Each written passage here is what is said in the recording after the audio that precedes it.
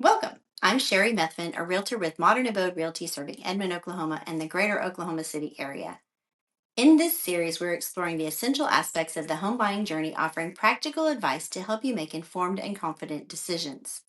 Buying a home is one of the most significant investments you'll make, and my goal is to ensure that the process feels both manageable and rewarding. Today, we're looking at multiple offers and how to best navigate them. Let's get started.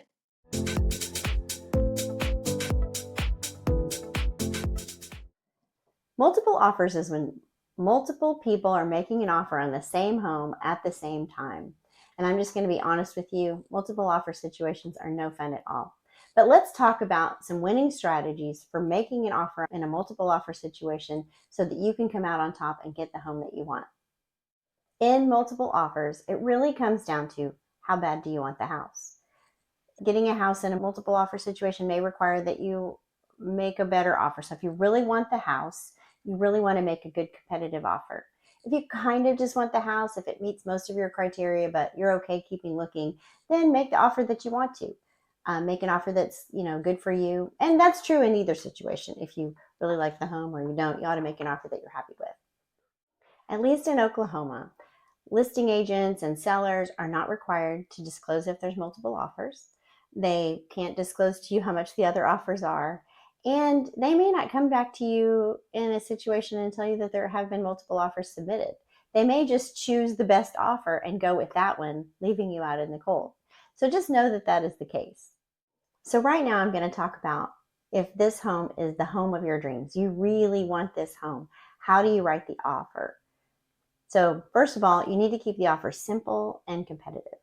So what I mean by simple is you want it to have basically just the price of the home and maybe a flexible closing date. And don't ask for the appliances because like in Oklahoma, the refrigerators and washers and dryers don't come with the home. So don't ask for those things. Don't ask them for closing costs if at all possible. Because I know it is possible to ask for closing costs as part of an offer, but don't ask for those things because it takes away from the bottom line of the seller. Also, if you can avoid it, don't ask for a home warranty. And all of these things will be dependent on you and how bad you want the house, how much cash you have to make those things happen otherwise. So keep your offer simple and competitive.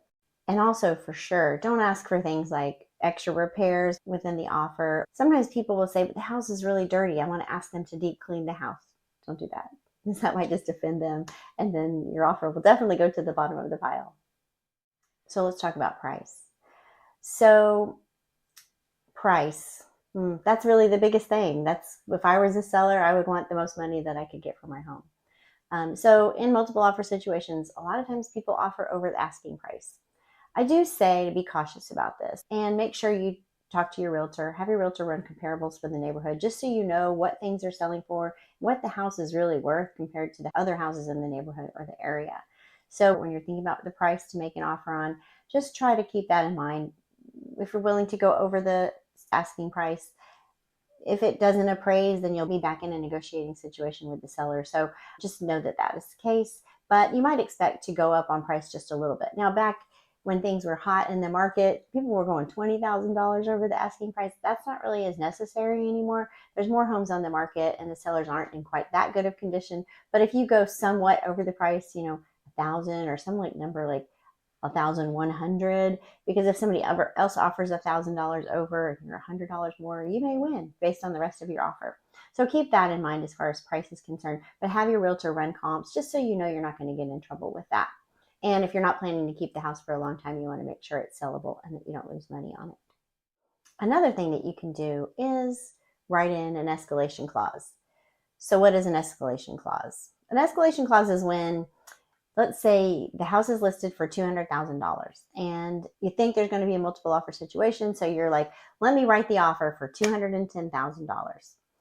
So in a typical situation, if the house appraised for 200, then you would probably have to negotiate that. But in this case, it looks better for the seller if you say, I'm going to write the offer for 210 and I'm going to do an escalation clause that says that if it appraises for less than 210, I'm willing to pay the difference up to a certain amount. So let's say it appraises for 205. Then when you come to closing, you'll pay an extra $5,000.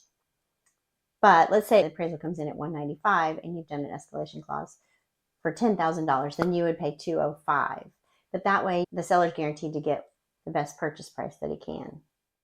Another thing that you can do in a multiple offer situation that will make things more attractive to the seller is to just say, I'm going to take the house as is.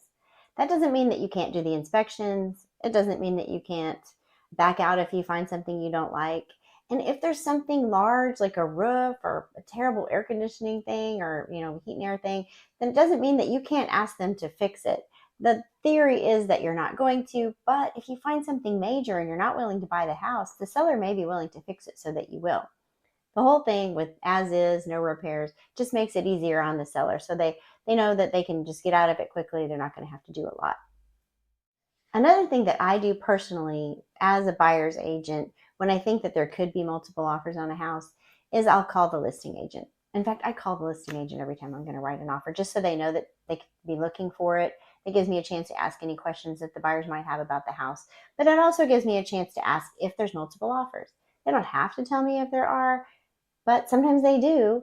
And that gives me just extra information. And another thing that I do oftentimes is ask them, is there anything that would make the offer more attractive to the seller? Like, do they want a short close date or a long close date? Is there anything else about the offer that would be attractive to the seller that we should know about when we're writing? We can determine if that's okay with the buyer. So that's something to do. Have your realtor call the other agent and just ask questions about the house, get your questions answered, see if there's anything the seller wants you to know. And when it really comes down to it, and you're making an offer in what is a certain multiple offer situation or a possible multiple offer situation, is make the best offer that you can. And then don't have any regrets about it. Don't make an offer and think, I could have done a little bit more. If you think you can do a little bit more, then go ahead and do a little bit more, because you don't want to go after the fact. If you don't get it and go, if I just offered $1,000 more, we could have gotten it. And then you'd be so frustrated. So just think that through as well. And I do always tell my buyers, just don't, especially in really popular price ranges, don't get too attached to the houses because you just never know. Multiple offer situations come up a lot in the lower price ranges for sure. So don't get too attached and just know that if this one doesn't work out, we will find one and it will probably be a better house for you because that's the one that was meant to be. If I can help you in your home search or answer any questions about multiple offers, I'm happy to do so. Just message me below and I'm happy to answer your questions. If you like what you learned, please like this video and subscribe to my YouTube channel, Sherri Sells Homes with No Spaces, and my Facebook page, Sherri Methvin Sells Homes with Spaces.